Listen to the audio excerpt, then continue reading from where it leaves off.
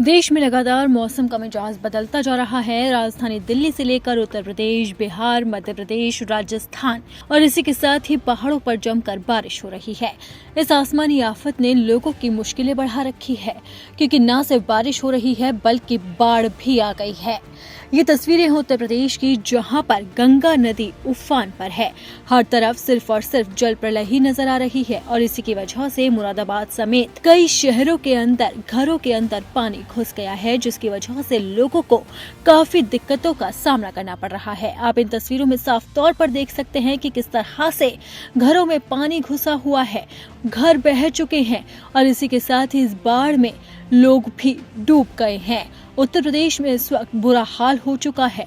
आसमानी आफत इस कदर लोगों पर बरस रही है कि त्राहिमाम कर रहे हैं।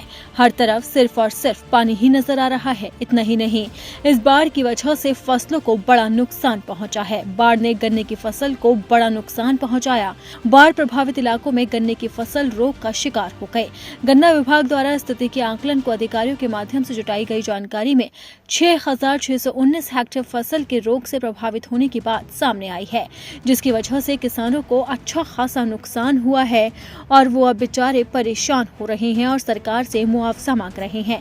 इतना ही नहीं, स्थिति दिनों दिन खराब होती जा रही है। बाढ़ की वजह से कई और क्षेत्रों में हालात बिल्कुल खराब हो चुके हैं। यहाँ तक कि कई इलाकों में तो स्कूल भी बंद कर दिए गए ताकि लोगों पर इसका असर ना पड़े। लेकिन ये बारिश है कि थमने का नाम नहीं ले रही है और लोगों का बुरा हाल हो चुका है। बाढ़ की वजह से लोग अपना घर छोड़ने पर भी मजबूर हो गए हैं। नदियां उफान पर है और सड़कों पर सैलाब बह रहा है। नाव के अंदर बैठकर लोग अपनी जान बचा रहे हैं। इतना ही नहीं, मथुरा में भी बाढ़ का खतरा लगातार बढ़ता जा रहा है। 6 गांव खाली कराने के निर्देश दे दिए गए। यमुना में नाव चलाने पर भी रोक लगा दी गई है, जिससे आम जनजीवन पूरी तरह से अस्त व्यस्त हो चुका है। आप इन तस्वीरों में देख सकते हैं कि किस तरह से घुटनों तक पानी भरा हुआ है और गाड़ियां डूबी हुई नजर आ रही है।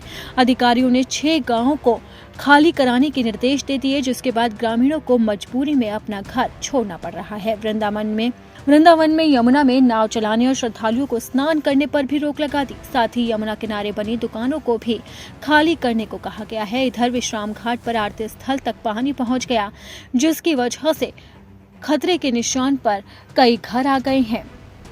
नौझील क्षेत्र के अति संवेदनशील गांव अड्डा मीणा, फिरोजपुर, मांगलखोर, अड्डा जाटा, छिनपाराई और अड्डा मल्हान आते हैं। इन गांवों में ग्रामीणों के घरों तक पानी पहुंच गया, जिसकी वजह से उन्हें काफी दिक्कतों का सामना करना पड़ा।